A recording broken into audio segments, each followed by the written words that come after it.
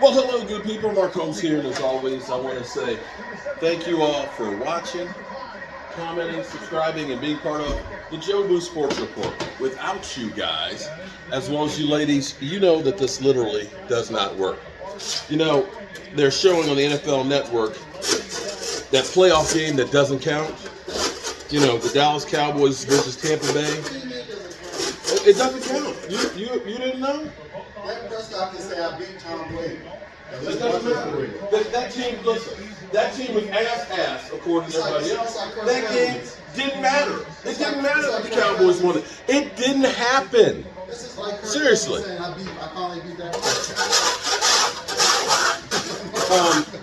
Here's the funny thing. I have been listening all off season to Eagle fans. Eagle fans coming through talking smack. Philly 500 literally daily sending me a video and talking about how great the Eagles are. And Mark Holmes, I'm coming for your meats and all this, that, and the other. But you know what? Lately, they haven't been keeping that same energy. What happened, Eagle fans? What happened? I'm seriously trying to understand where you've been. Yeah, I got my usual diehard, Philadelphia, although he's Philadelphia's butthurt because I took away his wrench, okay? Because, he finally got on my nerves. Maybe now that they're a little tamer, maybe I'll consider giving it back to him. I might consider that. But for the most part, the Eagle fans have gotten real quiet. Are you worried now? Are you getting scared now that it's actually go time?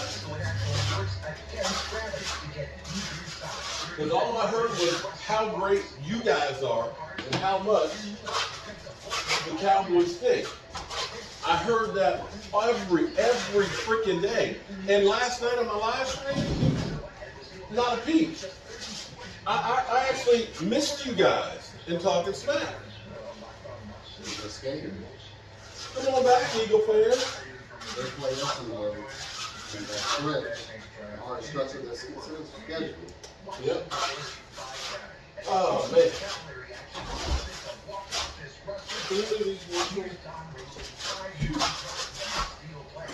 Oh, I can do it now.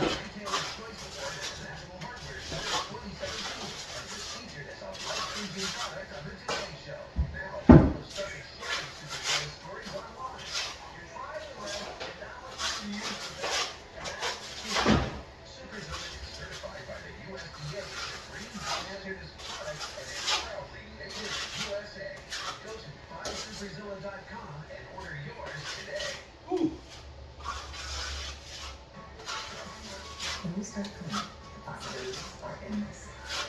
So, Philly 500, bro. See, this is how we roll. This is how we roll here at Joe Boo Sports Report. We can keep up with the news, and we can work at the same time here at the Red Brick House. How's my look? You like my studio? Look at this. Look at this. Isn't that pretty with that finish on there? Once we go through and finish the finish and put the trim around the top, oh my goodness, it's going to be good. But I guess you Eagle fans won't be seeing it completed because y'all have run away like a bunch of scared biatches. Wait till the season starts and they start winning some games. Well, They'll be bad. They'll be bad. As soon as we lose a game, they'll be bad. I think right now they're thinking we done wrote a whole lot of checks. And I mean a lot of checks. And they may not have the cash to settle it. Because, shout out to the mailman who's out delivering right now. The fans have one perception of what the Eagles are going to be this year. It seems like there's a lot of people. Wait. What? Talking about the Cowboys. Oh, my goodness. Oh, listen. Hold the phone. Turn it up. This is the start of the team. I'll get to you. as best we can, and then immediately following the press, Just turn it up. No, just turn it up. They ain't said anything. Siri. access, and we'll do that back here in the tent as soon as we're done. Sound good? All right. Sounds great. We'll start off. We'll go right to questions. So, David Moore, why don't you start us off, please? Yeah, Jerry. Before we ask you about the status of Zach Martin and some other things, can you start with a big picture of you really have been reluctant to call this team a Super Bowl contender or Don't say that. or so, but after these back-to-back winning seasons and what you've done, do you believe this team is best positioned to contend for a Super Bowl in a long time? Well, I certainly think and came to camp with the idea in mind that if we can have the kind of camp we want to have, that we've got a team that can compete for the top spot. And that's, I don't want to understate that for sure. There's a lot of work to be done because we're going to play a lot of young players. But I think that when you weigh it, you weigh where we've evolved over the last 2 or 3 years with our defense. You look at some of the talent we've got, look at Dak. When I look at all those things, I think we've got a chance to be a contender. Clarence, getting back to Zach Martin, did you expect him to be here? Were you guys in that negotiation? And were you surprised he's taking this stance? I'm just not going to discuss anything about any of our players' agreements. We certainly have great communication with, frankly, everybody.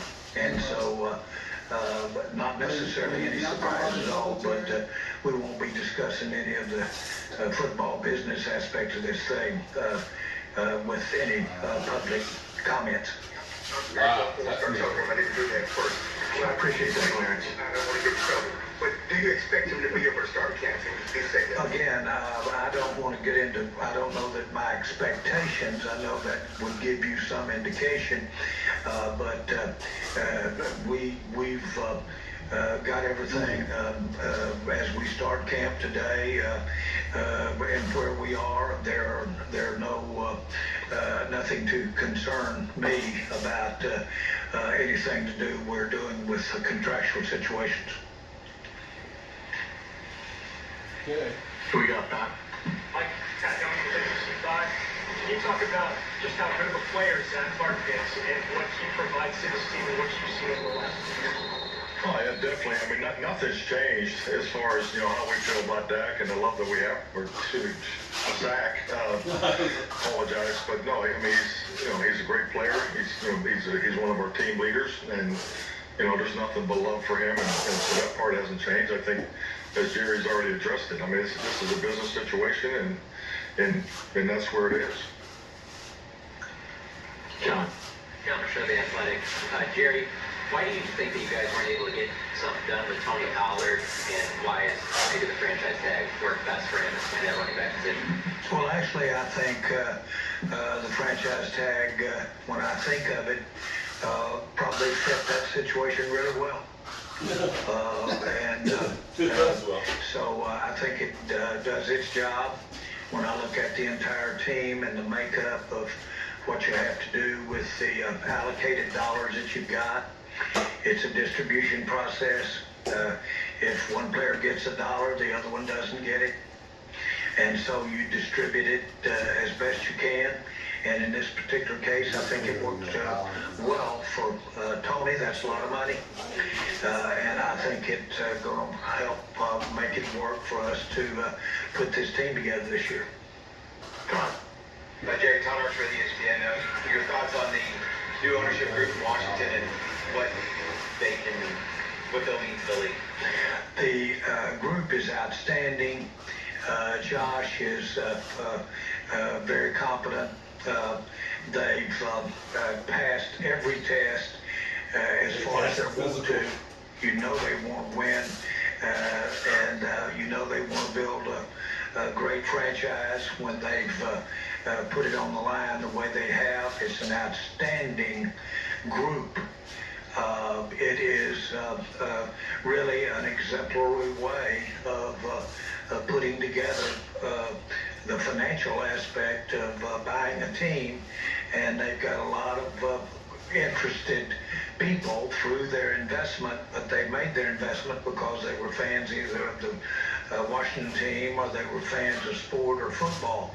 So it's to me, it's a great way to put an ownership structure together for the NFL. They particularly, I don't want to slight the individual qualifications of everybody involved there, and so they'll be a formidable group, and I'm proud for the fans of Washington.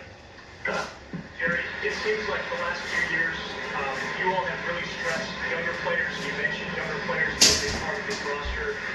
But does it feel like maybe there was a little bit more of an all-in feel this offseason with the additions, specifically of Gilmore and Cooks, that you really went out to try to... Oh, man. No!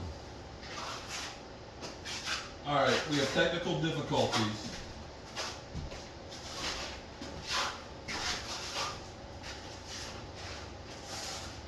Technical difficulties here at Joe Boo's studio. Pardon our dust. We had somebody literally step on the cord.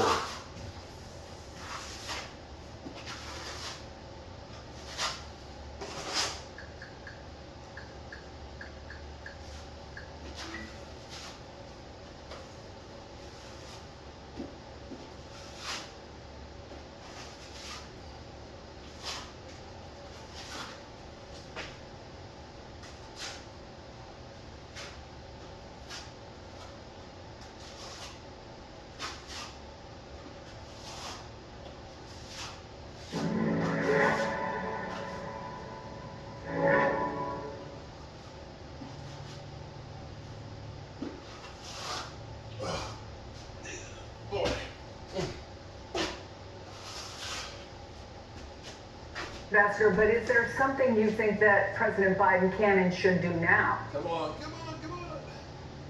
Well, I think we have to continue to try to influence the government of Israel to really.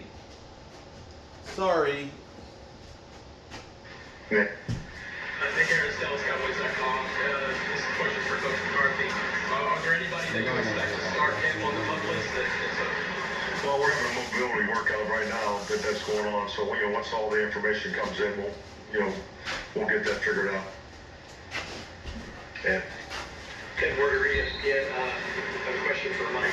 Start with Jerry. Jerry, what was the evolution of the process of deciding that Mike would be calling his own play? Something that in recent history the head coach has not done. You've got a couple of assumptions in that question, which is, okay,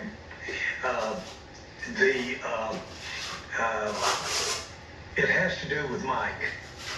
Mike not only has the head coaching, I'm going to call it the walk-around head coaching skills, the overall management attribute, and the experience to go with it, but he also is very apt at really right into the area of the quarterback, the offense, the blocking schemes, and we're just at a point as we have evolved, and I think we have evolved over the last 2 or 3 years, that it was not so much about what Kellen wasn't, it was about what Mike is. Okay. And so I think that we gain on it. I think we give ourselves a better chance if Mike has that kind of emphasis. I'm going to let him explain to you what that kind of emphasis is, not me, since he's sitting right here.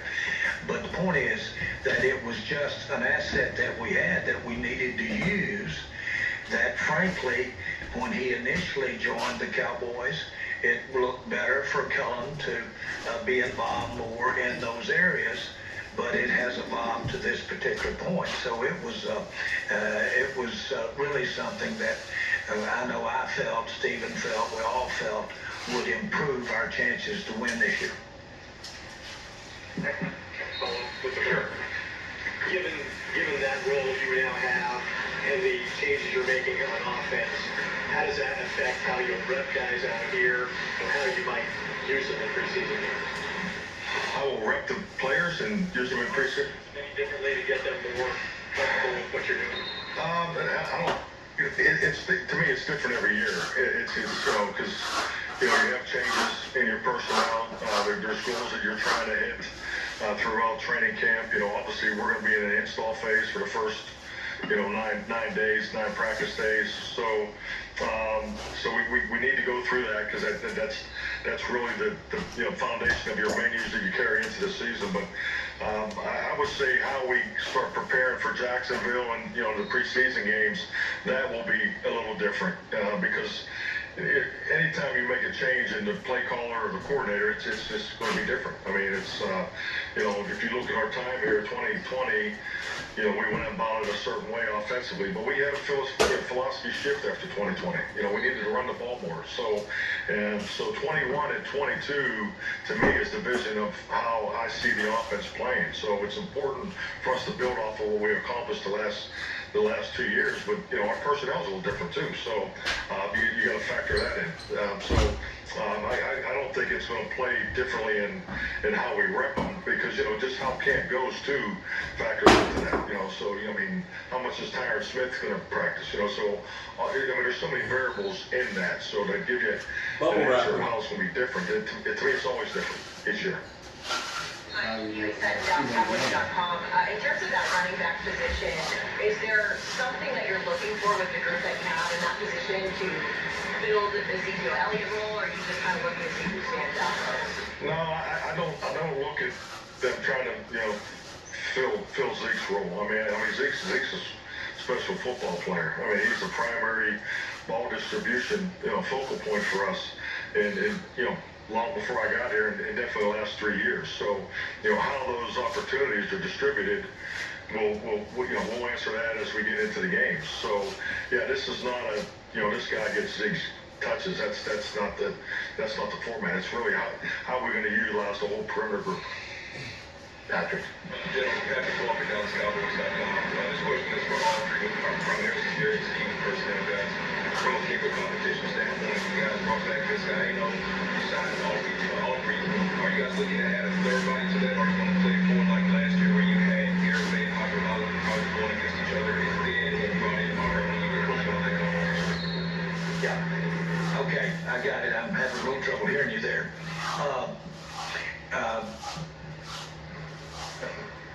All options are open. I think what we've got in camp has the potential to be the answer. And so it's not something that we're waiting on every day to try to come up with something additive there. Let's see what we got. Let's see how they practice. Let's see how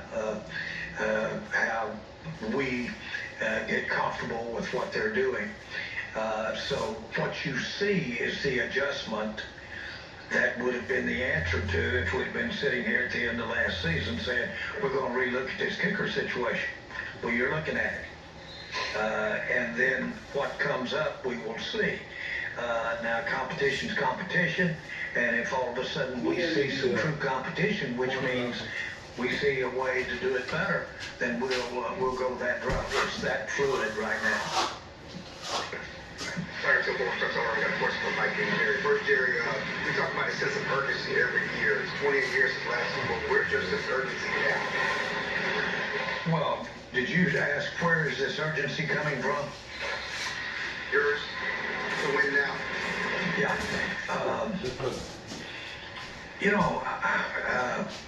There's too much that you have to put out here, and it really always has been. There was a sense of urgency in 1989, my reference point of just having gotten to be a part of the NFL and be a part of the Cowboys. But I've never thought there was time to slough off, and not that urgency means not sloughing off, but I think that when I look at where we are with Dak, when I look at where we are with Tyron Smith, when I see and what I've experienced from players that have played great for the Cowboys that aren't here today, we need to get it done now while we got them.